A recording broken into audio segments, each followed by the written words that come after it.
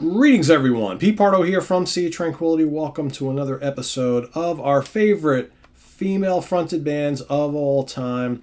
It is day 23. That's right. Just about a week left here in this countdown, right? A little over a week. Just about a week. Thereabouts, right? However you like to count it. We've had lots of fun this month picking out our favorite bands that had a female front woman or two or three or more in the fields of all forms of rock, all forms of metal, prog rock, pop rock, whatever it might be.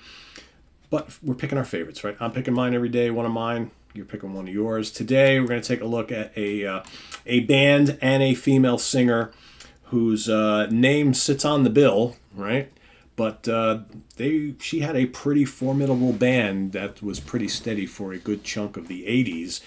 Even though her first album came out in 1979. I'm talking about formerly Chrysalis recording artist Pat Benatar and company.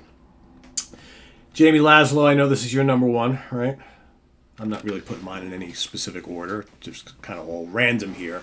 But, how can you not have Pat Benatar and her wonderful band on this particular list, right? Pat, of course, on lead and backing vocals, her then ace lead and rhythm guitar player, shortly thereafter, husband of many, many years, still the dynamic duo Neil Giraldo, okay? Myron Grumbacher on drums. Of course, this is the second album, Crimes of Passion. This is Myron's first album with the band. He would go on to be Pat's drummer for many, many years. Roger Capps on bass and Scott St. Clair Sheets on guitar. Keith Olsen producing this particular one. I kind of genuinely think of this as my favorite Pat Benatar album. So, Jamie and I, of course, for those of you who don't know, Jamie Laszlo, who appears on various shows here on the channel, also a member of the Contrarians. Jamie is probably the biggest Pat Benatar fan I've ever met, and he has long talked to me about wanting to do a Pat Benatar show here on the channel. I believe I did a top 10 song show a while back. But back in the day, back when Pat first burst on the scene, I had a few of her albums on vinyl. And but then, as the 80s wore on, I started listening to other stuff, and I just kind of moved on from Pat Benatar. And when I got rid of my vinyl collection, I never replaced any of her albums on CD until maybe, 10 years ago, 12 years ago, I decided to buy a Pat Benatar Greatest Hits. And that's what I've had, and the only thing I've had for many years. And thinking that that's probably a good chunk of the best songs, right? You know how that goes. Then I start to remember all the good deeper cuts. And granted, she has great hit singles. But there's lots of really good deep cuts on a lot of those albums, especially the first half of the catalog. So in recent times, I started going back and buying used copies of some of these CDs. Some of them are hard to find. And I still think that the first one is my favorite, and that is Crimes of Passion. You can't go wrong with this or the first album, In the Heat of the Night. Get Nervous is fun. The third album is fun. The live album is really good as well. Got that here somewhere. Yeah, this is really good as well. But, long story short, this was a really, really good band with a absolutely dynamic front woman who she just always looked badass.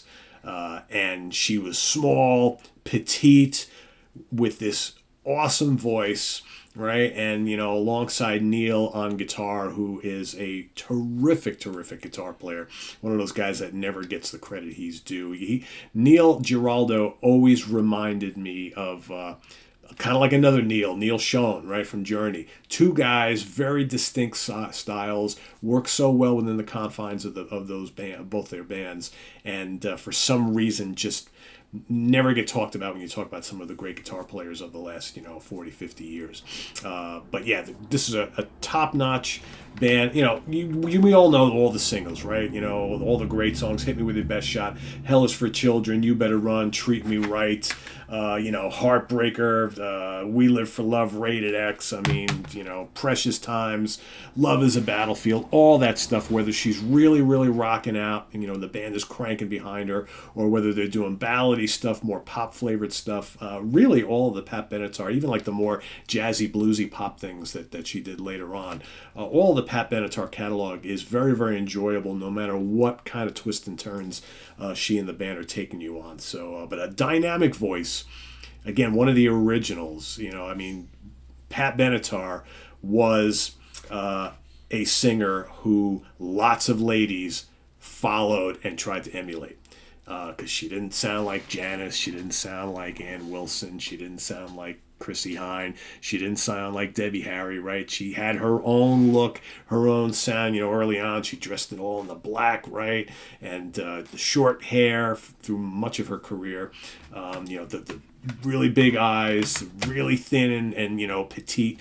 Just but a powerhouse belter of a vocalist when she wanted to. And for me personally, I mean, I like the pop stuff too, but man, all that early really hard rocking stuff from the first couple of albums, that's pretty damn good stuff, and lots of attitude here. So so had to pick Pat Benatar and Company for this show. Like I said, you can pick whatever your favorite albums are. There's a good handful of them, but for my money, I tend to go back to the first two.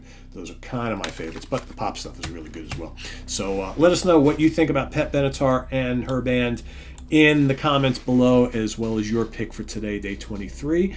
We've got, let's see, like I said, we got about a week left. Tomorrow, of course, is Thanksgiving. You guys will be getting content tomorrow. We've already pre-recorded. You got 2 Monsters Den episodes for you tomorrow night, and as well as another episode of our favorite female-fronted bands of all time, and you'll have that tomorrow, Friday, Saturday, Sunday, all the way up through the end of the month. And then starting on the 1st of December, I'll be counting back my 31 favorite releases of 2022. And I'm still kind of like beginning to put the list together. There's actually one brand new release that I'm waiting for that should have been here today. And then, of course, I got some weird tracking information from FedEx saying that could not deliver, customer was not home, could not deliver. And meanwhile, I've been home all day. Actually, when you're seeing this was yesterday. I've been home all day. FedEx never came down my driveway. I don't know what they're talking about. So it's a new Candlemass album that just came out. So I am desperately waiting that, because I guarantee you that's going to wind up somewhere on my top 31 list, because I am a huge Candlemass fan. So I'm not finalizing any list without hearing that first. So I've got like a week to check that out and digest it, and then I got to start putting that list together, and there's no stopping me from there. So anyway, thanks for watching, everybody. Tune in tomorrow for another of our favorite female-fronted bands of all time. We got coming up here on the channel today. You'll get a handful of new album reviews. Cranking out a bunch of them for you here this week, so enjoy those, and then we'll have over the next couple Wednesdays, we'll finish out all the ones that I got sitting here that I haven't got to, my stack for this year. And there's a whole box full of other stuff that I'm, probably not going to get to myself, that my writer's going to have to help me out with on the website. But yeah. Never a shortage of new things to review on Sea Tranquility. So thanks for watching. Please hit that like button before you leave, and click on the subscribe button if you're not currently a subscriber. And that notification bell will come in very handy, so you get alert of all of our content as it posts. So till later on, all right? We'll see you in a bit with some new product reviews. Till then, I am Pete Pardo. See you real soon. Thanks for watching, guys. Bye-bye.